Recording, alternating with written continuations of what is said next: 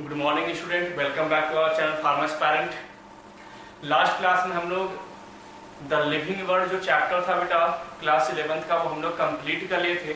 आज वाली क्लास में हम लोग क्या देखेंगे बेटा, नया चैप्टर स्टार्ट करेंगे, बायोलॉजिकल क्लासिफिकेशन, जो आपका यूनिट 1 का सेकेंड चैप्टर है।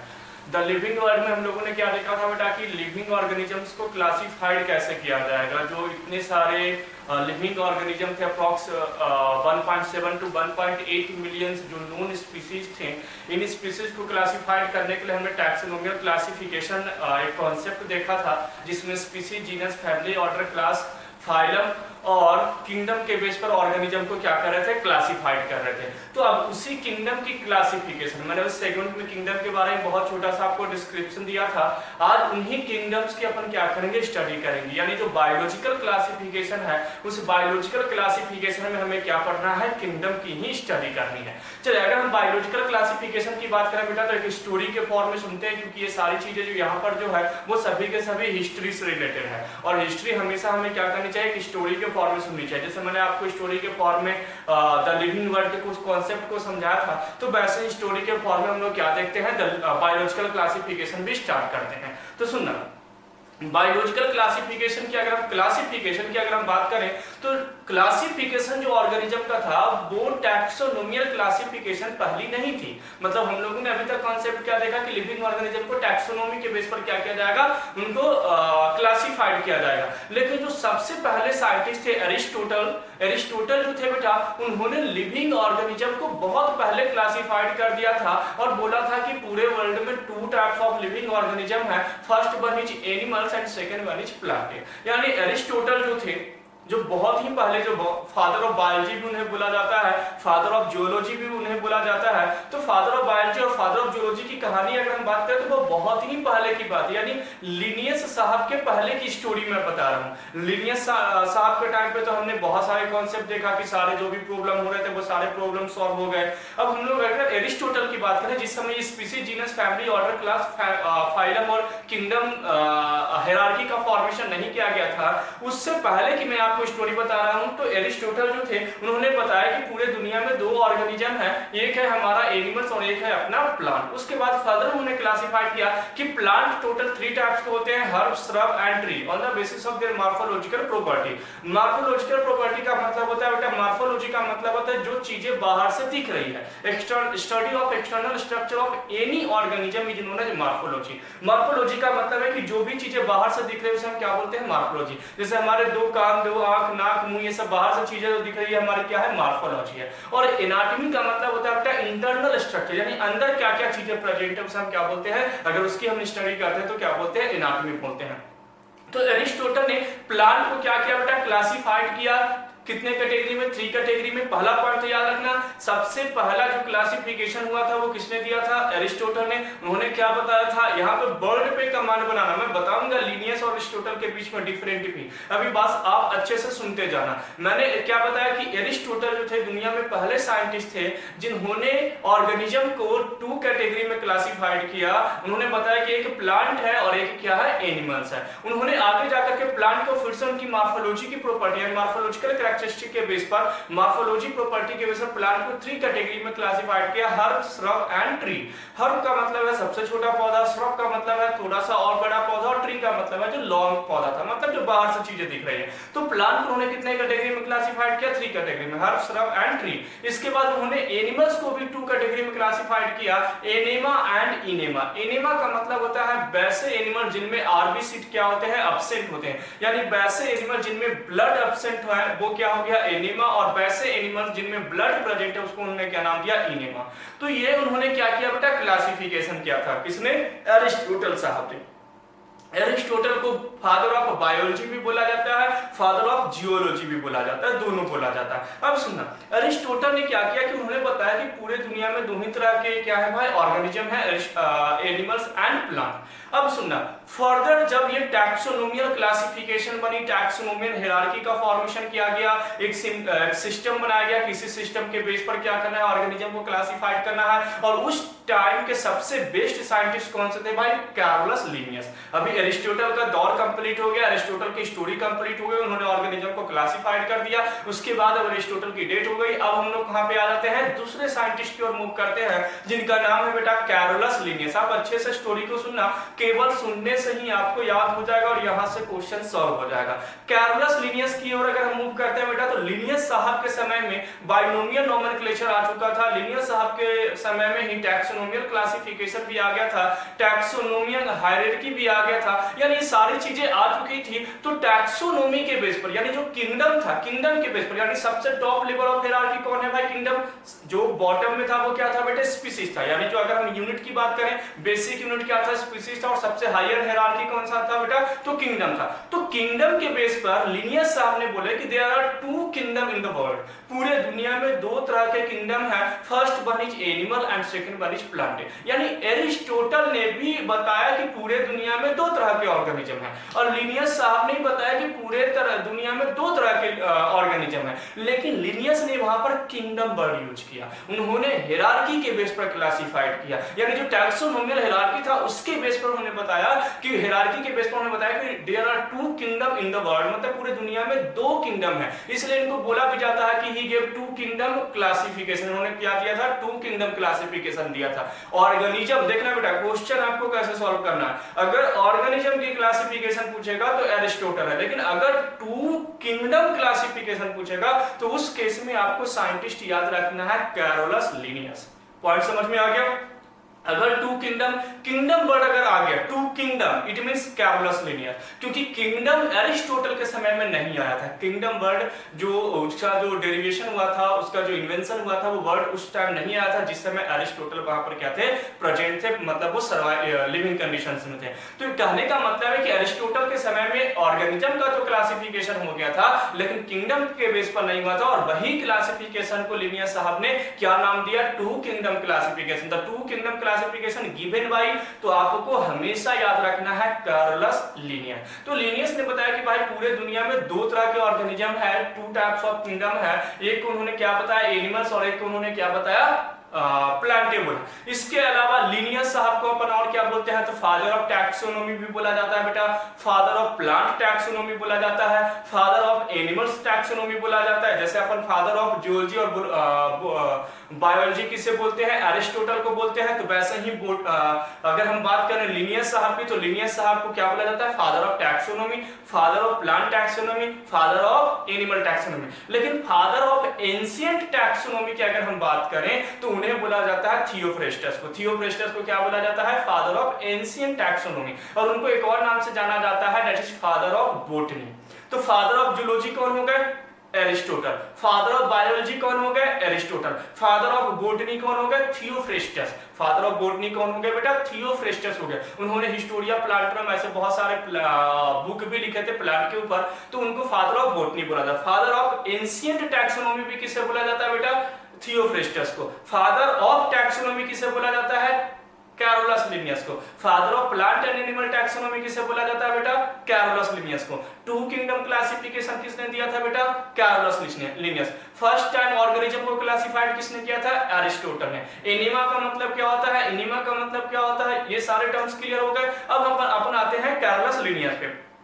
लिनियस साहब ने ये तो बता दिया कि दो ही ऑर्गेनिज्म है, लेकिन क्या सारे ऑर्गेनिज्म उसमें कवर हो रहे थे? आपने जैसे मानकर चलो, आपने बोला प्लांटे ऑर्गेनिज्म में आपने प्लांट को रख दिया, लेकिन प्लांट के अलावा अगर हम बात करें, आपने एनिमल्स की बात की, तो एनिमल्स में कुछ ऐसे भी एनिमल्स हैं जो माइक्रो ऑर्गेनिज्म के फॉर्म में, यानी जिसको हम नेकेड आई से नहीं देख सकते, जो विजुअल नहीं है, यानी बहुत ही स्मॉल साइज के हैं, चाहे वो प्रोकैरियोटिक हो या यूकैरियोटिक। जैसे अपन बैक्टीरिया की बात करें, माइक्रो ऑर्गेनिज्म है उसमें कौन सा सेल प्रेजेंट होता है, प्रोकैरियोटिक। जैसे और हम अपनी एनिमल्स की बात करें तो हम क्या है भाई, तो हम विजिबल भी है और हमारी बॉडी में क्या प्रेजेंट है, यूकैरियोटिक। तो कैरोलस लिनियस ने यूकैरियोटिक प्रोकैरियोटिक दोनों सेल वाले ऑर्गेनिज्म को कहां पे रख दिया, एनिमल्स कैटेगरी में रख दिया। तो आगे जाकर के जो दूसरे साइंटिस्ट आए वो दूसरे साइंटिस्ट बोले कि नहीं, ये आपने जो कॉन्सेप्ट दिया है, आपने जो फॉर्मूला दिया है, थ्योरी जो दिया है टू किंगडम क्लासिफिकेशन, ये क्या है, इनके बहुत सारे ड्रॉबैक है। क्योंकि आपने बहुत सारे ऑर्गेनिज्म को जिनमें बहुत ही डिसिमिलरिटी है, यानी सिमिलर प्रॉपर्टी बहुत ही कम है, उसको आपने कहां पे रख दिया है, एनिमल किंगडम में रख दिया है। एनिमल्स में आपने माइक्रो ऑर्गेनिज्म को भी कवर कर लिया, एनिमल में आपने यूकैरियोटिक को भी कवर कर लिया, एनिमल्स में आपने प्रोकैरियोटिक को भी कवर कर लिया। तो ऐसे बहुत सारे ड्रॉबैक थे। इन सारे ड्रॉबैक, ये जितने भी ड्रॉबैक थे, जैसे आपने फोटोसिंथेटिक नॉन फोटोसिंथेटिक के बेस पर क्लासिफिकेशन नहीं किया, आपने सेलुलर ऑर्गेनाइजेशन के बेस पर क्लासिफिकेशन नहीं किया, आपने टाइप ऑफ सेल के बेस पर क्लासिफिकेशन नहीं किया, आपने मोड ऑफ रिप्रोडक्शन के बेस पर क्लासिफिकेशन नहीं किया। ऐसे बहुत सारे ड्रॉबैक थे किनके भाई, कार्लस लिनियस के। उन्होंने अपने समय में जो भी उनको पता चला वो सारी चीजें कर लिए। इन सारे ड्रॉबैक को फुलफिल करने के लिए कौन आए, तो एक और साइंटिस्ट आए जिनका नाम था ई हैकेल। नाम याद रखना, क्या नाम था बेटा, ई हैकेल। एक साइंटिस्ट आए जिन्होंने दिया 3 किंगडम क्लासिफिकेशन। उन्हें क्या बताया कि पूरे दुनिया में टोटल 3 तरह के किंगडम पाए जाते हैं, 3 तरह के ऑर्गेनिज्म पाए जाते हैं। और वो 3 किंगडम में उन्होंने क्या बताया भाई कि एनिमल प्लांटे, तो अरिस्टोटल ने भी बताया था, एनिमल प्लांटे किन्होंने दे दिया किंगडम में, लिनियस ने भी दे दिया। उन्होंने और क्या वर्ड ऐड किया, प्रोटिस्टा। उन्होंने क्या बताया 3 किंगडम में कितने हैं, तो एक प्रोटिस्टा हो गया, एक एनिमल हो गया और एक प्लांटे हो गया। उनके भी बहुत सारे ड्रॉबैक थे जो मैं आपको बताऊंगा क्या क्या ड्रॉबैक थे। इन सारे ड्रॉबैक को और फुलफिल करने के लिए एक और साइंटिस्ट आए, केपलैंड। कौन सा साइंटिस्ट आया बेटा, केपलैंड। उन्होंने दिया 4 किंगडम क्लासिफिकेशन। उन्होंने बताया कि पूरे दुनिया में 5 तरह के ऑर्गेनिज्म है, 4 टाइप्स ऑफ किंगडम है। उन्होंने बोला mycota, protista, animalia and plant. उन्होंने टोटल कितना दिया बेटा, 4। क्या क्या दिया, माइकोटा जिसमें फंजाई वगैरह को रखे, मोनेरा वगैरह को रखे, प्रोटिस्टा, एनिमेलिया एंड प्लांटे दिया। ये किन्होंने दिया था, केपलैंड में। तो देखो 2 kingdom classification given by Carolus Linnaeus, remind करो। 3 kingdom classification given by E Haeckel, 4 kingdom classification given by Copeland. इन सब क्लासिफिकेशन, ये जितने भी क्लासिफिकेशन हम लोग पढ़ रहे हैं बेटा, ये जितने भी मैंने क्लासिफिकेशन आपको बताया, इन सभी के कुछ ना कुछ क्या थे, ड्रॉबैक थे। और मैं इन सब का ड्रॉबैक आपको एक बार बताता हूं। क्या है ड्रॉबैक भाई, तो इन सभी का, चाहे वो 2 किंगडम क्लासिफिकेशन हो, 3 किंगडम क्लासिफिकेशन हो, चाहे वो 4 किंगडम क्लासिफिकेशन हो, इन सभी का ड्रॉबैक क्या था, तो इन सभी का ड्रॉबैक ये था कि ये on the basis of cellular organisation, यानी कि टाइप ऑफ सेल के बेस पर इन्होंने क्लासिफिकेशन नहीं किया। पहला पॉइंट इनका, पहला ड्रॉबैक क्या था, टाइप ऑफ सेल आपने नहीं बताया कि यूकैरियोटिक कौन है, प्रोकैरियोटिक ऑर्गेनिज्म कौन है। सेकंड, सेलुलर ऑर्गेनाइजेशन के बेस पर, यानी किसमें सेल वॉल प्रेजेंट है, किसमें केवल सेल मेम्ब्रेन प्रेजेंट है, कौन यूनिसेलुलर है, कौन मल्टीसेलुलर है, इसके बेस पर भी आपने क्लासिफिकेशन नहीं किया। ये सारे टर्म्स तो आपको मालूम है, unicellular, multicellular, cell wall, cell membrane, ये सारे वर्ड आपने 9th क्लास में पढ़ा था। और नहीं भी पढ़े तो 11th में आपका एक चैप्टर है cell the you fundamental unit, तो उसमें आपको पढ़ने को मिल जाएगा। अभी फिलहाल याद रखना। तो इन्होंने cellular organisation, type of cell, mode of nutrition, के फोटोसिंथेटिक कौन है, नॉन फोटोसिंथेटिक कौन है, इसके अलावा इनके हैबिटेट, इसके अलावा इन्होंने फाइलोजेनेटिक यानी कि इवोल्यूशन के बेस पे इन्होंने क्लासिफिकेशन नहीं किया कि पहले कौन आया था। दुनिया जब ये पृथ्वी का निर्माण हुआ था, यानी ये जो अर्थ का फॉर्मेशन हुआ था बेटा, तो सबसे फर्स्ट लिविंग ऑर्गेनिज्म कौन था, उसके बाद किसका डेवलपमेंट हुआ, उसके बाद कौन डेवलप हुआ। तो आपने उस इवोल्यूशन के भी पैरामीटर्स को फोकस ना किया और आपने ऑर्गेनिज्म को क्या कर दिया, क्लासिफाइड कर दिया।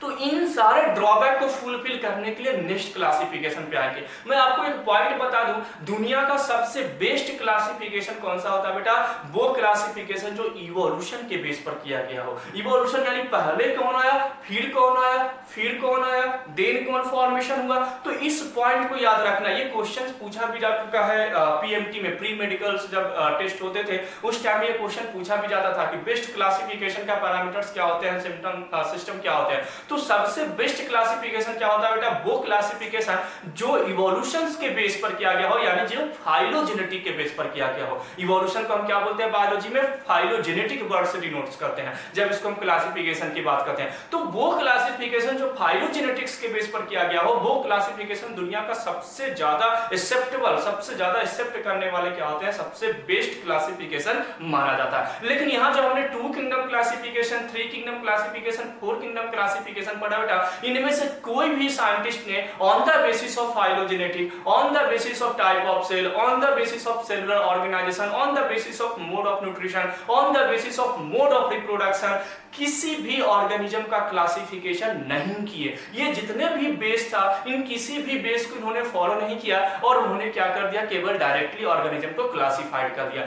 इन सभी ड्रॉबैक को फुलफिल करने के लिए, इन सारे जो पैरामीटर्स मैंने आपको बताया कि सारे जितनी भी ड्रॉबैक यहाँ पर थी, इन जो जितने भी डिमेरिट्स यहाँ पर थी, इन सारे डिमेरिट्स को दूर करने के लिए इन 1969, याद रखना इस पॉइंट को बिल्कुल याद रखना, अब हम लोग बिल्कुल एक्चुअल पॉइंट पे आ गए हैं। इन 1969 यानी 1969 ईस्वी में, इन 1969 एक साइंटिस्ट आया बेटा R.H. व्हिटेकर, क्या नाम था उनका, R.H. Whittaker, and he gave 5 kingdom classification.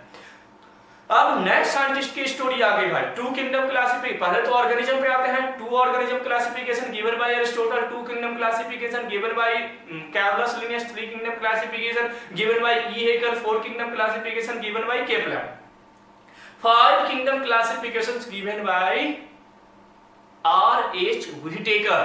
R.H. Whittaker ने क्या बताया कि पूरे दुनिया में 5 किंगडम है, पूरे वर्ल्ड में 5 किंगडम है। इसके बाद भी 6 किंगडम क्लासिफिकेशन बनाया गया, लेकिन वो नॉन एक्सेप्टेबल था। दुनिया का बेस्ट एक्सेप्टेबल यानी सबसे ज्यादा जो एक्सेप्ट करने वाली जो थ्योरी थी वो कौन सी थी भाई, 5 किंगडम क्लासिफिकेशन की। यानी पूरे वर्ल्ड ने इनको क्या किया कि नहीं, पूरे दुनिया में कितने ऑर्गेनिज्म है, 5 ही है। और अभी तक फिलहाल अभी तक हम क्या कर रहे हैं बेटा, उन्हीं 5 किंगडम क्लासिफिकेशन की स्टडी कर रहे हैं। तो जितने भी ड्रॉबैक थे, यानी फाइलोजेनेटिक, यानी इन्होंने फाइलोजेनेटिक को भी ये किया, सेलुलर ऑर्गेनाइजेशन को भी किया, ये सारे जितने भी ड्रॉबैक थे पहले वाले साइंटिस्ट ने, जो भी डिमेरिट्स थी पहले वाले क्लासिफिकेशन में, उन सारे डिमेरिट्स को दूर करने के लिए R.H. व्हिटेकर ने क्लासिफिकेशन दिया और उन्होंने बताया कि पूरे दुनिया में टोटल 5 ऑर्गेनिज्म है, Monera, Protista, fungi, Plantae and animalia. उन्होंने टोटल कितना बताया भाई, 5 ऑर्गेनिज्म है। तो उस क्लासिफिकेशन को हम लोग क्या करेंगे बेटा, स्टार्ट करेंगे और अच्छे से उसकी क्या करेंगे, स्टडी करेंगे। आज वाली क्लास में मैंने आपको क्या बताया, तो father of geology that is father of geology and father of biology that is Aristotle, father of botany ancient taxonomy that is Theophrastus, father of taxonomy plant taxonomy and animal taxonomy Carolus Linnaeus, and Carolus Linnaeus also gave 2 kingdom classification, then 3 kingdom classification given by E. Haeckel, 4 kingdom classification given by Kaplan and 5 kingdom classification given by R.H. Whittaker। इन सारे terms को आज हम लोगों ने क्या किया बेटा, complete किया। ये टोटल 5 साइंटिस्ट जो था वो अभी तक हम लोग क्या कर लिए, कंप्लीट कर लिए। तो एक बार मैं चीजों को बता दूं कि मैंने बोर्ड पे ऑलरेडी इन चीजों को लिख दिया है, आप अपने नोट्स बुक में इसको लिख लें अच्छे से और आपको इजीली समझ में आ जाएगा। बायोलॉजिकल क्लासिफिकेशन में पहला साइंटिस्ट हमने क्या उठाया बेटा, एरिस्टोटल। एरिस्टोटल को और क्या बोलते हैं, तो father of biology and father of zoology बोला जाता है। इन्होंने ऑर्गेनिज्म को क्या बताया कि there are 2 types of organism. इन्होंने ऑर्गेनिज्म को क्लासिफाइड किया कितने टाइप में, 2 टाइप में, एनिमल एंड प्लांट। एनिमल्स को फर्दर क्लासिफाइड किया, एनिमा एंड एनिमा। एनिमा का मतलब है एब्सेंट ब्लड, वैसे ऑर्गेनिज्म जिसमें ब्लड क्या होते हैं, एब्सेंट होते हैं, उसको एनिमा में रखे उन्होंने। और वैसे ऑर्गेनिज्म, वैसे एनिमल्स है ना, वैसे एनिमल जिनमें ब्लड प्रेजेंट होते हैं, आरबीसी प्रेजेंट होता है, उसको हमने कहां पे रखे, एनिमा में। ब्लड में आप आरबीसी भी लिख सकते हो, है ना, आरबीसी। चलिए अगर हम बात करें तो उन्होंने प्लांट को 3 कैटेगरी में क्लासिफाइड किया, हर्ब, श्रब एंड ट्री। इसके बाद हम लोग आते हैं second scientist Linnaeus, give 2 kingdom classification. इन्होंने 2 किंगडम क्लासिफिकेशन दिया। इसके अलावा क्या है, फादर ऑफ टैक्सोनॉमी है, ये फादर ऑफ टैक्सोनॉमी है, father of plant and animal taxonomy है। इसके अलावा इन्होंने क्या बताया भाई कि there are 2 types of kingdom that is animal and plant. इन्होंने क्या बताया कि 2 तरह के ही क्या है भाई किंगडम है पूरे वर्ल्ड में, एनिमल्स एंड प्लांट है। लेकिन इसका कुछ ड्रॉबैक है। ड्रॉबैक क्या था भाई, तो did not distinguish between the the eukaryotes and prokaryotes. Eukaryotic prokaryotic के बीच में उन्होंने डिफरेंशिएट नहीं किया, यूनिसेलुलर मल्टीसेलुलर में डिफरेंशिएट नहीं किए, फोटोसिंथेटिक नॉन फोटोसिंथेटिक को डिफरेंशिएट, इवोल्यूशनरी रिलेशनशिप यानी फाइलोजेनेटिक को भी इन्होंने वहां पर फोकस नहीं किया। इसके अलावा बेटा थर्ड साइंटिस्ट पे आते हैं, E Haeckel give three kingdom classification. इन्होंने बताया कि प्रोटिस्टा मतलब एनिमल प्लांट तो ऑलरेडी था, इन्होंने क्या ऐड कर दिया, प्रोटिस्टा ऐड कर दिया E Haeckel. Four kingdom classification given by Copeland, इन्होंने क्या ऐड कर दिया, माइकोटा, MyCHOTO, चाहो तो लिख सकते हो, तो माइकोटा इन्होंने ऐड किया, mycota, protista, animal and plant. तो केपलैंड, इन सभी का ड्रॉबैक क्या था कि इन्होंने किसी ने भी इवोल्यूशन को मोड नहीं बनाया, इवोल्यूशन के बेस पे क्लासिफिकेशन नहीं किया, इन्होंने सेलुलर ऑर्गेनाइजेशन के बेस पे क्लासिफिकेशन नहीं किया, टाइप ऑफ सेल के बेस पर क्लासिफिकेशन नहीं किया, मोड ऑफ न्यूट्रिशन के बेस पे क्लासिफिकेशन नहीं किया। ये सारे ड्रॉबैक थे इन सभी का। उन सारे ड्रॉबैक को फुलफिल करने के लिए आरिश व्हिटेकर ने 1969, ये याद रखना बेटा है ना, 1969 में आरिश व्हिटेकर ने क्या दिया बेटा, 5 kingdom classification and according to him there are 5 types of organism present in the world that Monera, Protista, Fungi, Plantae and Animalia. ये सारे पॉइंट को हमने आपको क्या कर दिया, एक स्टोरी के फॉर्म में मैंने आपको क्या कर दिया, समझा दिया। आपको क्या करना है कि एक बार एनसीईआरटी का बुक जो आपके पास है उस बुक को आपको रीड करना है। सफिशिएंट मैंने सारे टर्म्स को वहां पर जो भी टर्म्स था वो सारे टर्म्स को मैंने क्लियर कर दिया, और कुछ पॉइंट जैसे उन्होंने 3 किंगडम 4 किंगडम एनसीईआरटी ने कवर नहीं किया, लेकिन तब भी हमें याद रखना है। चलिए अब हम लोग आते हैं बेटा आरिश व्हिटेकर का 5 किंगडम क्लासिफिकेशन, और यहीं से आपका इंपॉर्टेंट सेगमेंट जो है बायोलॉजिकल क्लासिफिकेशन का स्टार्ट होगा। तो चलिए अब हम लोग क्या देखना स्टार्ट करते हैं बेटा, 5 किंगडम क्लासिफिकेशन।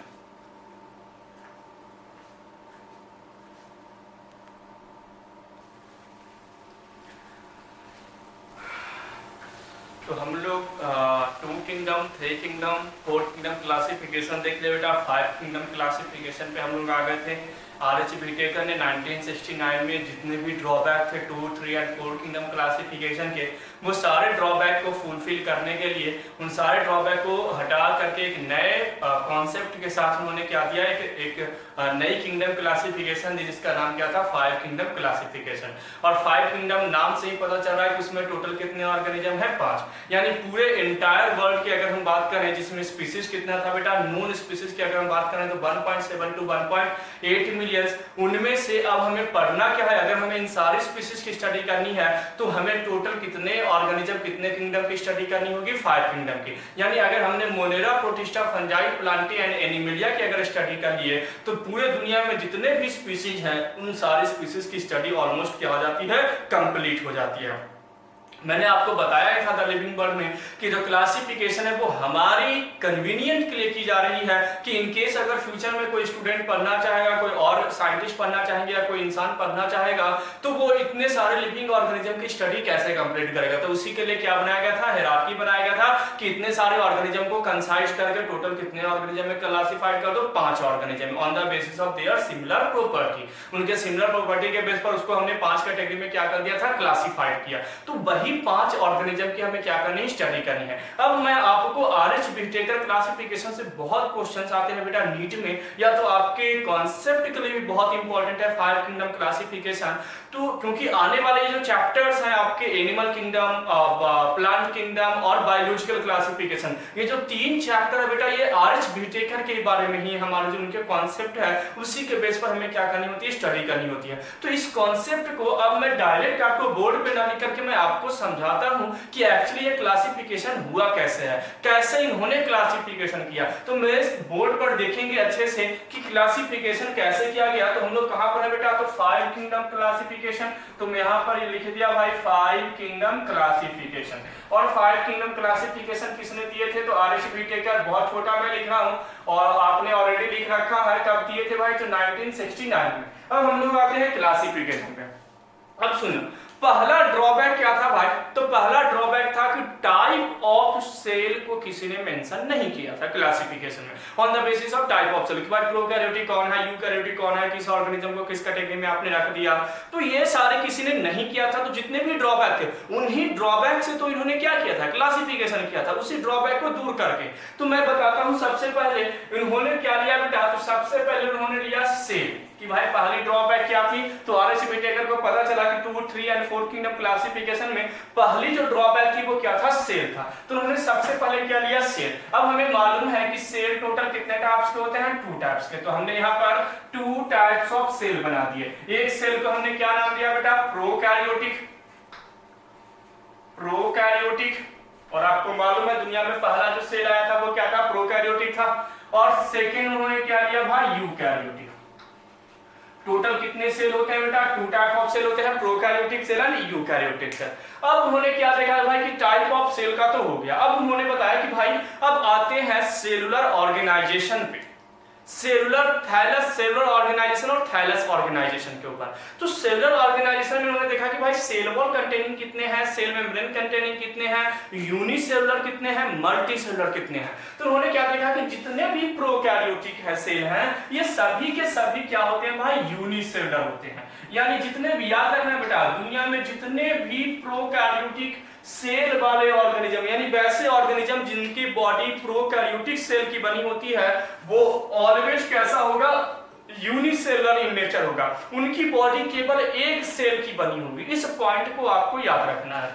तो प्रोकैरियोटिक क्या बताया भाई कि यूनिसेलुलर, जितने भी प्रोकैरियोटिक ऑर्गेनिज्म है सभी के सभी क्या होते हैं, यूनिसेलुलर। लेकिन जैसे ही उन्होंने यूकैरियोटिक पे आया तो यूकैरियोटिक में उन्होंने क्या देखा कि भाई यूकैरियोटिक में तो दोनों टाइप्स के ऑर्गेनिज्म है। यानी यहाँ पर उन्होंने क्या देखा, तो यहाँ पर उन्होंने देखा कि यहाँ पर तो यूनिसेलुलर भी है और यहाँ पर मल्टीसेलुलर भी है। यानी यूकैरियोटिक ऑर्गेनिज्म जो होगा बेटा, यानी वैसे ऑर्गेनिज्म जिनकी बॉडी यूकैरियोटिक सेल की बनी होगी, तो उसमें कुछ ऐसे भी ऑर्गेनिज्म होंगे जो क्या होंगे बेटा, तो वो यूनिसेलुलर नेचर के होंगे, एक सेल के बने होंगे। और कुछ ऐसे भी यूकैरियोटिक ऑर्गेनिज्म होंगे जो मल्टीसेलुलर होंगे, यानी एक से ज्यादा। जैसे हम लोगों में बहुत सारे सेल हैं, मल्टीसेलुलर ऑर्गेनिज्म है, और सेल कैसा है, यूकैरियोटिक। तो इन्होंने क्या देखा कि यूकैरियोटिक में भी यूनिसेलुलर और मल्टीसेलुलर, बट प्रोकैरियोटिक ऑलवेज भी यूनिसेलुलर। ये पॉइंट बिल्कुल याद रखना।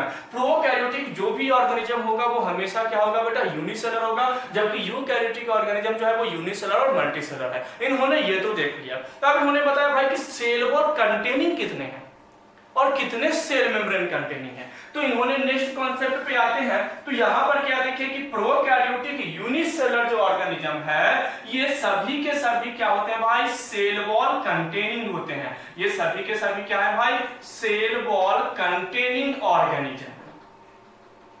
ये क्या है भाई, सेल वॉल कंटेनिंग ऑर्गेनिज्म। यानी इनके बॉडी में क्या प्रेजेंट होगा बेटा, सेल वॉल प्रेजेंट होगा। कुछ एक्सेप्शंस हैं जहां से मैं आपको बताऊंगा, क्वेश्चंस पूछे भी जा चुके हैं। एक्सेप्शन वाला पॉइंट बहुत ही इंपॉर्टेंट है। अब जितने भी सेगमेंट हम देखना स्टार्ट करेंगे ना, ये बहुत ही ज्यादा इंपॉर्टेंट है आपके नीट के लिए। तो मैं क्लासिफिकेशन करना बता रहा हूं, आपको रटना नहीं है क्लासिफिकेशन को, आपको समझना है कैसे चीजों को उन्होंने क्लासिफाई किया। तो क्या देखिए भाई, पहली ड्रॉबैक थी type of cell, prokaryotic eukaryotic डाला। फिर क्या था भाई, थैलस ऑर्गेनाइजेशन।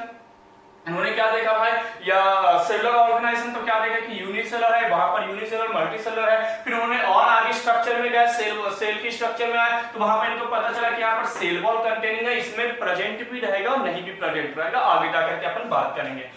अब इन्होंने क्या देखा कि वैसे ऑर्गेनिज्म जो जिसकी बॉडी प्रोकैरियोटिक सेल की बनी हुई है, यूनिसेलुलर नेचर की होती है और उसमें सेल वॉल प्रेजेंट होता है, उस ऑर्गेनिज्म को उन्होंने क्या नाम दिया बेटा, मोनेरा। क्या नाम दिया बेटा, मोनेरा नाम दिया। फिर से याद रखना, वो ऑर्गेनिज्म यानी प्रोकैरियोटिक वैसे ऑर्गेनिज्म जिनकी बॉडी प्रोकैरियोटिक सेल की बनी होती है, यूनिसेलुलर इन नेचर होता है यानी एकमात्र सेल का बना होता है, और जिसके सेल के बाहर, सेल मेम्ब्रेन के बाहर सेल वॉल प्रेजेंट होता है, उस ऑर्गेनिज्म को उन्होंने क्या नाम दिया, मोनेरा नाम दिया। अब उन्होंने यूनिसेलुलर पे आ गए, यूकैरियोटिक यूनिसेलुलर। यूनिसेलुलर यूकैरियोटिक जो ऑर्गेनिज्म था बेटा, वो सेल वॉल कंटेनिंग नहीं था, इसमें केवल और केवल क्या प्रेजेंट था, सेल मेम्ब्रेन। आपने पढ़ा होगा ना 9th में कि ये सेल है, सेल के बाहर क्या होता है बेटा, एक और लेयर पर प्रेजेंट होते हैं जिसको हम क्या बोलते हैं, सेल वॉल। और ये क्या हो गया, सेल मेम्ब्रेन। तो सेल मेम्ब्रेन तो सभी में प्रेजेंट होता है, सेल वॉल कुछ ही में प्रेजेंट होते हैं, जैसे मोनेरा में सेल वॉल प्रेजेंट होता है। तो यहां पर उन्होंने क्या देखा कि यूनिसेलुलर वो ऑर्गेनिज्म, यूकैरियोटिक ऑर्गेनिज्म, मतलब वैसे ऑर्गेनिज्म जो यूकैरियोटिक सेल के बने होते हैं लेकिन जिनका नेचर यूनिसेलुलर होता है, उसको उन्होंने क्या नाम दिया, प्रोटिस्टा। क्या नाम दिया बेटा? प्रोटिस्टा। तो चलिए सेकेंड ऑर्गेनिज्म हमें मिल गया प्रोटिस्टा। अब इन्होंने मल्टी सेलुलर पे आए। अब जैसे ही ये मल्टी सेलुलर में आए, अब इनको क्या देखने को मिला कि मल्टी सेलुलर में दो तरह के ऑर्गेनिज्म है। एक तो है जो सेल वॉल कंटेनिंग है और एक जो है वो सेल मेम्ब्रेन केबल कंटेनिंग है। तो इन्होंने फर्दर क्या देखा बेटा कि मल्टी सेलुलर में इन्हें क्या देखने को मिला? तो मल्टी सेलुलर में इन्हें दो तरह के ऑर्गेनिज्म देखने को मिले। एक ऑर्गेनिज्म क्या था भाई? तो एक ऑर्गेनिज्म था सेल वॉल कंटेनिंग। क्या था भाई? सेल वॉल कंटेनिंग था। और एक ऑर्गेनिज्म था only cell membrane containing. Only cell membrane containing. इन्होंने क्या देखा भाई? तो यूकैरियोटिक ऑर्गेनिज्म के मल्टी सेलुलर में जब गए तो वहां पर कुछ ऑर्गेनिज्म के ऊपर रिसर्च किए तो क्या देखने को मिला कि कुछ ऑर्गेनिज्म जो है मल्टी सेलुलर यूकैरियोटिक नेचर के तो है, लेकिन उसमें सेल वॉल भी प्रेजेंट है। जस्ट लाइक मोनेरा, जैसे मोनेरा के बाहर सेल वॉल प्रेजेंट था सेल के बाहर, वैसे ही इसमें भी क्या था? सेल वॉल प्रेजेंट था। और कुछ ऐसे भी ऑर्गेनिज्म मिले जिसमें केवल और केवल क्या प्रेजेंट था बेटा? सेल मेम्ब्रेन प्रेजेंट था। पॉइंट समझ में आ गया? अब इन्होंने सेल वॉल के अंदर गए तो सेल वॉल के अंदर इन्होंने देखा कि कुछ ऐसे ऑर्गेनिज्म है जिसका मोड ऑफ न्यूट्रिशन ऑटोट्रोपिक है और कुछ ऐसे ऑर्गेनिज्म है जिसका मोड ऑफ न्यूट्रिशन क्या है? हेटेरोट्रोपिक है। ऑटोट्रोपिक आपको क्लियर होगा, आपने न्यूट्रिशन में पढ़ा होगा, यानी organism prepare their own food by using abiotic component, यानी वैसे ऑर्गेनिज्म जो एबायोटिक कंपोनेंट को यूज करके फूड की फॉर्मेशन करते हैं उसे क्या बोलते हैं बेटा? ऑटोट्रोपिक ऑर्गेनिज्म बोलते हैं, या तो हम इसको फोटोसिंथेटिक ऑर्गेनिज्म भी बोलते हैं। तो देखो मोड ऑफ न्यूट्रिशन भी एक क्या था? ड्रॉबैक था कि मोड ऑफ न्यूट्रिशन के बेस पर आपने क्लासिफिकेशन नहीं किया। हमने सेलुलर ऑर्गेनाइजेशन ले लिया, थैलस ऑर्गेनाइजेशन ले लिया, टाइप ऑफ सेल ले लिया। अब हम लोग कहां पे आते हैं? मोड ऑफ न्यूट्रिशन पे। तो उन्होंने क्या देखा कि सेल वॉल कंटेनिंग में उन्होंने क्या देखा कि दो तरह के ऑर्गेनिज्म है। एक ऑर्गेनिज्म जो है वो क्या है भाई? तो नॉन फोटोसिंथेटिक है।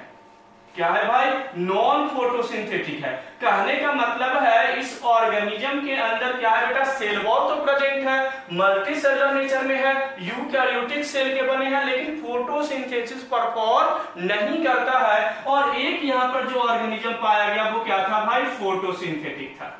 कैसा नेचर का था बेटा? फोटोसिंथेटिक। यानी इन दोनों ऑर्गेनिज्म में केवल एक ही डिसिमिलरिटी है कि ये फोटोसिंथेटिक है और ये नॉन फोटोसिंथेटिक है। बाकी प्रॉपर्टी क्या? दोनों में सेल वॉल प्रेजेंट है, दोनों में मल्टी सेलुलर नेचर के सेल है, मतलब मल्टी सेलुलर से बनी हुई बॉडी, और दोनों के दोनों क्या है? यूकैरियोटिक ऑर्गेनिज्म है। अब ये जो नॉन फोटोसिंथेटिक ऑर्गेनिज्म है बेटा, इस ऑर्गेनिज्म को उन्होंने नाम दिया फंजाई। ये इन्होंने क्या नाम दिया? फंजाई। और ये जो फोटोसिंथेटिक ऑर्गेनिज्म था बेटा, इसको उन्होंने नाम दिया प्लांटी। क्या नाम दिया? प्लांटी, या तो प्लांटे भी बोल सकते हैं। और ये जो only cell membrane containing organism है बेटा, उसका नाम उन्होंने क्या दिया? एनिमेलिया, या तो इसको हम एनिमल्स भी कह सकते हैं। तो सुनना, according to RH Whittaker there are 5 kingdom, 5 kingdom है, Monera, Protista, Fungi, Plantae and Animalia. Total कितने हो गए? 5। 1 2 3 4 5। अब सुनना, इन्होंने टाइप ऑफ सेल जो ड्रॉबैक था वो फुलफिल हो गया, सेलुलर ऑर्गेनाइजेशन फुलफिल हो गया, टाइप ऑफ सेल फुलफिल हो गया, mode of nutrition photosynthetic non photosynthetic fulfil हो गया। और मैंने आपको बताया था कि दुनिया का सबसे बेस्ट क्लासिफिकेशन वो क्लासिफिकेशन होता है जो फाइलोजेनेटिक के बेस पर किया गया हो, यानी वैसे क्लासिफिकेशन जो इवोल्यूशन के बेस पर किया गया हो वो दुनिया का सबसे बेस्ट क्लासिफिकेशन माना जाता है। और ये जो क्लासिफिकेशन है बेटा वो इवोल्यूशन के बेस पर किया गया। मैं बताऊंगा कैसे। दुनिया में सबसे पहला जो ऑर्गेनिज्म आया वो क्या था भाई? मोनेरा, प्रोकैरियोटिक यूनिसेलुलर ऑर्गेनिज्म था मोनेरा। बाद में क्या डेवलप हुआ बेटा? प्रोटिस्टा, जो यूकैरियोटिक था, यूनिसेलुलर नेचर का था। उसके बाद क्या डेवलप हुआ? फंजाई। उसके बाद क्या बना? प्लांटेड। और सबसे लास्ट में इस अर्थ पे किसका फॉर्मेशन हुआ? एनिमेलिया का। तो इवोल्यूशन में पहला ऑर्गेनिज्म मोनेरा, दूसरा कौन आया? प्रोटिस्टा, थर्ड कौन आया? फंजाई, फिर कौन आया? प्लांटेड, फिर कौन आया? एनिमेलिया। तो ये इवोल्यूशन को भी मेंशन कर दिया इन्होंने, जो क्लासिफिकेशन किया on the basis of evolution ना, कि पहले ये आया, फिर ये आया, फिर ये आया, फिर ये आया, फिर ये आया। तो इन्होंने फाइलोजेनेटिक को भी कवर कर दिया, टाइप ऑफ सेल भी कवर कर दिया, सेलुलर ऑर्गेनाइजेशन भी कवर कर दिया, मोड ऑफ न्यूट्रिशन भी कवर कर दिया। यानी ऑलमोस्ट जितने भी ड्रॉबैक थे 2 kingdom, 3 kingdom and 4 kingdom classification का, वो सारे के सारे ड्रॉबैक इन्होंने क्या कर दिया? फुलफिल कर दिए।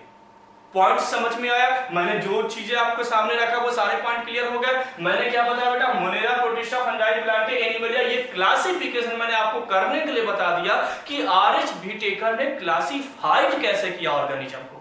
अब आपसे पूछेगा व्हाट इज फंजाई, अगर आपसे डेफिनेशन पूछा जाएगा, क्योंकि आगे हमें Monera, Protista, Fungi, Plantae, Animalia पढ़ना है इसी यूनिट में। एनिमल किंगडम पढ़ना है जिसमें आप एनिमलिया की स्टडी करोगे, प्लांट किंगडम आपका थर्ड चैप्टर इसमें आप प्लांट की स्टडी करोगे, और फंजाई, प्रोटिस्टा, मोनेरा ये आपको बायोलॉजिकल क्लासिफिकेशन में डिटेल में स्टडी करनी है। आया समझ में? अब मैं आपसे पूछूंगा व्हाट इज फंजाई, तो फंजाई क्या है? तो it is non photosynthetic cell wall containing multicellular eukaryotic organism. Definitions clear ना? अगर आपसे पूछा जाएगा what is plant, it is photosynthetic cell wall containing multicellular eukaryotic organism. What is Protista, it is unicellular eukaryotic organism. What is Monera, it is cell wall containing unicellular prokaryotic organism. मतलब जो definitions हैं वो definitions भी हमारा क्या हो गया? Complete हो गया। और यहां से क्वेश्चंस पूछे जाते हैं, which one of the organism is multicellular eukaryotic in nature.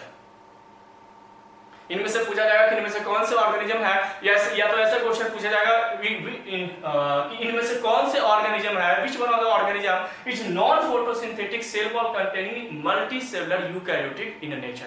ये भी क्वेश्चन पूछा जा सकता है, तो वहां पर क्या हो जाएगा बेटा? फंजाई आंसर हो जाएगा। यानी यहां से क्वेश्चंस जो भी आपके बनेंगे क्लासिफिकेशन से आरएचपीटी करके, वो सारे क्लासिफिकेशन आपको सॉल्व हो जाएंगे। पूछा जाएगा कि इनमें से कौन से ऑर्गेनिज्म है जो यूनिसेलुलर यूकैरियोटिक नेचर के होते हैं, तो क्या हो जाएगा बेटा? प्रोटिस्टा।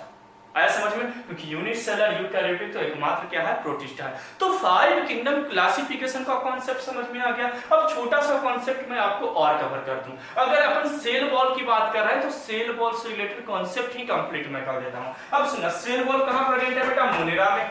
सेल वॉल कहां प्रेजेंट है? फंजाई में। कहां पे प्रेजेंट है? प्लांटे में। अगर आपके घर के बाहर सेल वॉल होगा, मतलब आपके घर के बाहर वॉल होगा, तो वॉल किसी न किसी कंपोनेंट्स का बना होगा। ऑब्वियसली ईंट का बना होगा, उसमें सीमेंटेड होंगे, सैंड होंगे, बहुत सारी चीजें मिली होगी। ये सारे कंपोनेंट्स के आपके चारों तरफ क्या है? वॉल बने हुए हैं। तो अगर कोई सेल के बाहर वॉल है, किसी ऑर्गेनिज्म के सेल के बाहर वॉल है, तो वो वॉल किसी न किसी कंपोनेंट्स का बना होगा। तो वो कंपोनेंट्स से क्वेश्चन पूछे जाते हैं, जो मैं आपको यहीं पर क्या कर दूं? क्लियर कर दूं। अब सुनना, अगर हम बात करें बेटा सेल वॉल कंटेनिंग, मैं यहाँ पे लिख रहा हूं ना एग्जांपल्स, मैं जब पढ़ाऊंगा बेटा, जैसे मोनेरा में बैक्टीरिया है, प्रोटिस्टा में यूग्लेनॉइड्स वगैरह बहुत सारे याद आएंगे, तो मैं एग्जांपल्स आपको उसी टाइम क्लियर करूंगा जब डिटेल में इसकी क्या करेंगे? स्टडी करेंगे। तो मैं यहाँ पर एग्जांपल नहीं लिख रहा हूं, लेकिन कुछ इंपॉर्टेंट सेगमेंट जो है मैं आपको यहीं पे बता देता हूं। तो क्या है भाई? सेल वॉल कंटेनिंग ऑर्गेनिज्म, और सेल वॉल कंटेनिंग ऑर्गेनिज्म में पहला क्या है भाई? मोनेरा। यहाँ पर आप हेडिंग डालेंगे सेल वॉल कंटेनिंग ऑर्गेनिज्म। और मोनेरा में जो सेल वॉल है भाई वो क्या चीज का होगा? एमओ का मतलब हुआ बेटा मेड अप ऑफ, है ना? मैं एमओ शॉर्ट में लिखा हुआ, मेड अप ऑफ लिखेंगे। तो मोनेरा का जो सेल वॉल होगा बेटा, जो सेल वॉल होगा वो क्या चीज का बना होगा भाई? तो मोनेरा का जो सेल वॉल होता है बेटा वो बना होता है पेप्टिडोग्लाइकेन का। क्या चीज का बना होता है बेटा? पेप्टिडोग्लाइकेन का। और मोनेरा का एग्जांपल्स क्या है बेटा? बैक्टीरिया। तो यहाँ पर अपन लिख लेते हैं बैक्टीरिया। ये जितने भी बैक्टीरिया होते हैं सभी के सभी किस कैटेगरी में आते हैं? मोनेरा कैटेगरी में आते हैं। ये बिल्कुल आप याद रखना। Accept then cyanobacteria. साइनोबैक्टीरिया कहां पे चला जाता है? प्लांटे में चला जाता है, जिसको हम ब्लू ग्रीन एलबी बोलते हैं। तो मैं आगे आपको बताऊंगा। तो और मोनेरा और bacteria comes under in Monera category. ये पॉइंट को बिल्कुल याद रखना। और बैक्टीरियल सेल वॉल और made up of peptidoglycan. Second हम लोग आते हैं भाई, तो सेकंड क्या है भाई? फंजाई। तो फंजाई का जो सेल वॉल होगा बेटा वो क्या चीज का बना होता है? काइटिन का। इसको चिटिन भी हम बोल सकते हैं अपने लैंग्वेज में, लेकिन ये काइटिन का बना होता है। इसका प्रोनाउंसिएशन क्या होता है? काइटिन होता है। थर्ड वन इज क्या है बेटा? प्लांटे। तो प्लांटे का जो सेल वॉल है बेटा वो बना होता है सेलुलोज का। क्या चीज का बना होता है? सेलुलोज का। हमारी बॉडी में तो सेल प्रेजेंट है, लेकिन सेल मेम्ब्रेन प्रेजेंट है, सेल वॉल प्रेजेंट नहीं होता। तो एनिमलिया में तो है ही नहीं। कुछ ऐसे प्रोटिस्टा हैं जिनमें सेल वॉल प्रेजेंट होते हैं, जो एनसीईआरटी ने कवर किया है। और अगर एनसीईआरटी ने कवर किया है तो हमें वो पॉइंट बहुत इंपॉर्टेंट हो जाएगा हमारे लिए। तो फोर्थ है सम प्रोटिस्टा। मैं यहाँ पे क्या लिख रहा हूँ? सम प्रोटिस्टा। और सम प्रोटिस्टा की अगर हम बात करें तो सबसे पहले तो एग्जाम्पल देख लेते हैं। तो इसका एग्जाम्पल है बेटा डायाटोम्स एंड डिनोफ्लैजिलेट। डायाटोम्स एंड डिनोफ्लैजिलेट याद रखेंगे। डायाटोम्स एंड डिनोफ्लैजिलेट ये दोनों में क्या प्रेजेंट होते हैं बेटा? Cell wall. और अगर सेल वॉल प्रेजेंट है तो बना क्या चीज का होगा भाई? तो मेड अप ऑफ सेलुलोज। जिसका प्लांट बना होता है, प्लांट के जो सेल वॉल होते हैं उसी का क्या बना होता है बेटा, तो उसी का बना होता है प्रोटिस्टा का भी। तो प्रोटिस्टा में सेल वॉल प्रेजेंट नहीं होता, ये पॉइंट बिल्कुल याद रखना है कि प्रोटिस्टा में सेल वॉल टोटली क्या होता है बेटा, एब्सेंट होता है। लेकिन दो ऐसे प्रोटिस्टा हैं, डिनोफ्लैजिलेट एंड डायटोम्स, ये दो ऐसे प्रोटिस्टा हैं जिनमें सेल वॉल प्रेजेंट होता है, और अगर सेल वॉल प्रेजेंट है तो वो बना क्या चीज का होता है, सेलुलोज का। डायरेक्ट क्वेश्चन आपको नीट में पूछा गया है ना। तो यहां से डायरेक्ट आपको याद रखना है कि इनमें से कौन से ऐसे प्रोटिस्टा हैं जिनमें क्या पाए जाते हैं, सेल वॉल पाए जाते हैं। तो दो प्रोटिस्टा हैं, डायटोम्स एंड डिनोफ्लैजिलेट, ये याद कर लोगे, मैं आपको याद करवा देता हूं। देखो bacterial cell wall are made up of peptidoglycan, peptidoglycan के बने होते हैं। कैसे याद करेंगे भाई, तो पेप्टिडो से क्या निकालेंगे, पेप्ट, पेप्ट एक स्कूटी आती है, स्कूटी आती है क्या, टीवीएस की पेप्ट, और बैक्टीरिया से क्या निकालेंगे, बैग। तो कैसे याद करेंगे कि बैग करने में प्रॉब्लम जाती है पेप्ट स्कूटी के साथ, या तो बैग करने में इजी होता है पेप्ट स्कूटी को, ऐसे याद करेंगे। तो बैग से बैक्टीरिया और पेप्ट से हो जाएगा पेप्टिडोग्लाइकन। आपके सामने चार ऑप्शन दिए रहते हैं, आपको एक वर्ड भी अगर याद है तो वहां पर क्वेश्चन आपको क्या हो जाएगा, सॉल्व हो जाएगा। देखो यहाँ पर पी से, जैसे मान के चलो यहाँ पर chitin, cellulose, peptidoglycan and none of these दे दिया ऑप्शन, तो अगर आपको पी भी याद है तो वहां पर क्वेश्चन क्या हो जाएगा, सॉल्व हो जाएगा। तो कैसे याद करेंगे बेटा, बैग करने में प्रॉब्लम जाती है पेप्ट स्कूटी के साथ। सेकंड क्या था, फंजाई, तो फन करो मगर चीटिंग मत करो। स्कूल एग्जामिनेशन में टीचर्स ने क्या बोले कि फन करो, फंजाई से क्या निकालेंगे, फन करो मगर चीटिंग मत करो, यानी काइटिन। इसको हम चीटिंग पढ़ेंगे अपनी क्वेश्चन को सॉल्व करने के लिए, ये भी याद हो गया। थर्ड है एक प्लान बनाया, जैसे घूमने वगैरह का हम प्लान बनाते हैं तो प्लांट से निकालेंगे प्लान, और प्लान क्या किया कि चलो एक मोबाइल सेल खरीद कर आते हैं, सेल खरीद कर आते हैं, तो सेल से क्या होता है बेटा, सेलुलोज, यानी जो प्लांट का सेल वॉल होता है वो क्या चीज का बना होगा, सेलुलोज का बना होगा। और प्रोटिस्टा में अगर बना भी होगा तो क्या चीज का बना होगा, सेलुलोज का बना होगा। लेकिन यहाँ पर याद रखना है कि इनमें से कौन कौन से ऐसे प्रोटिस्टा हैं जिनमें सेल वॉल प्रेजेंट होते हैं, तो डायटोम और डिनोफ्लैजिलेट, टोटल कितने होते हैं, दो। तो सम प्रोटिस्टा में ट्रिक आपको याद रखना है कि दो ऐसे प्रोटिस्टा हैं जिनमें क्या होता है बेटा, जिनमें सेल वॉल प्रेजेंट होते हैं, और दो यानी डी फॉर डायटोम्स, डी फॉर डिनोफ्लैजिलेट। इसके अलावा आपको प्रोटिस्टा में डी से और कोई भी प्रोटिस्टा का नाम देखने को नहीं मिलेगा।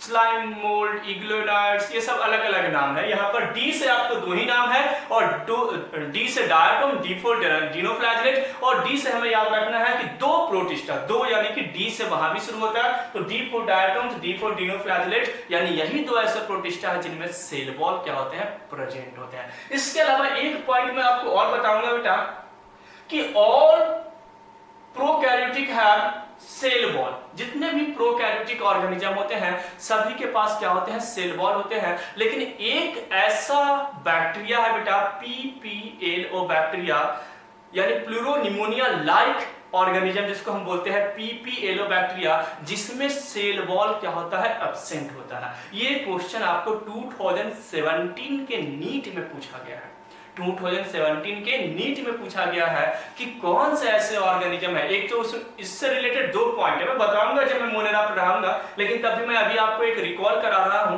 कि एक ऑर्गेनिज्म है बेटा PPLO माइकोप्लाज्मा जिसको हम बोलते हैं, यानी कि pleuropneumonia like organism.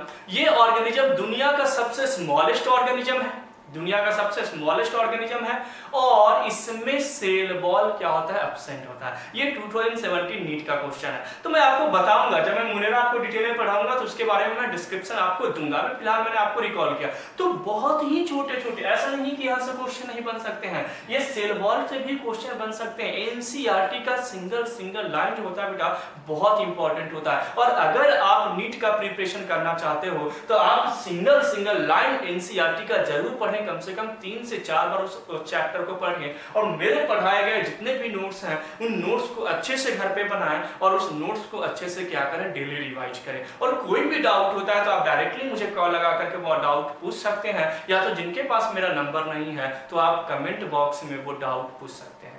Thanks for watching pharma aspirant. Next segment में हम लोग क्या देखेंगे बेटा, तो नेक्स्ट सेगमेंट में प्रोकैरियोटिक ऑर्गेनिज्म का मोनेरा जो चैप्टर है वो अपन क्या करेंगे, स्टार्ट करेंगे। अगर आपने अभी तक हमारे चैनल को सब्सक्राइब नहीं किया है तो आप सब्सक्राइब कर लीजिएगा ताकि आपके पास हमारा जो वीडियो हो सबसे पहले जाए। मैं आपको बता दूं ये जो हमारा फार्मास्पेरेंट है ये केवल 11th-12th नहीं, ये 11th-12th के बाद जब आप एमबीबीएस करने जाओगे, अगर नीट क्रैक करते हो तो वहां पर भी जो एनाटॉमी है, फिजियोलॉजी है या तो फार्माकोलॉजी आपको पढ़ने को मिलेगा चैप्टर, यानी 2.5 साल का जो कोर्स है, माइक्रोबायोलॉजी, बायोकेमिस्ट्री, ये टोटल 2.5 साल आपको पढ़ना है। टोटल एमबीबीएस में 5.5 साल का कोर्स होता है बेटा, जिसमें 2.5 साल का जो कोर्स है जिसमें आपको anatomy, physiology, biochemistry, microbiology, pharmacology जो आपको पढ़ने हैं वो सारे कॉन्सेप्ट आपको यहाँ पर इसी चैनल में आपको मिल जाएगा।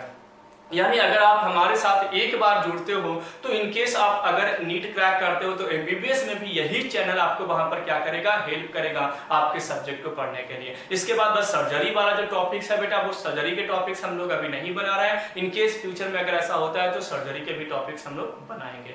और इसके अलावा अगर आप नीट नहीं भी क्रैक करते हो, अगर आप बी फार्मेसी करते हो, एग्रीकल्चर लेते हो, तो उस केस में भी हमारा ये जो चैनल है बेटा वो हेल्प करेगा। हम फार्मेसी के लिए फार्माकोलॉजी, बायोकेमिस्ट्री, फार्मास्यूटिक्स, ये सारे चैप्टर्स को हम क्या करते हैं यहीं पर नोट्स बना कर देते हैं। तो आप हमसे जुड़े रहिए, ये लॉन्ग टर्म्स के लिए है, स्पेशली 11th के बच्चों के लिए ये लॉन्ग टर्म्स के लिए हमारा ये चैनल है बेटा। एक बार हमारे चैनल को सब्सक्राइब कर लीजिए और आने वाले केस में आपके जो 5, 6, 7 साल का जो कैरियर है बेटा, आने वाले जो कैरियर्स होंगे उनमें हमारा ये जो चैनल्स है बेटा आपको हेल्प करेगा। Thanks for watching फार्मास्पेरेंट।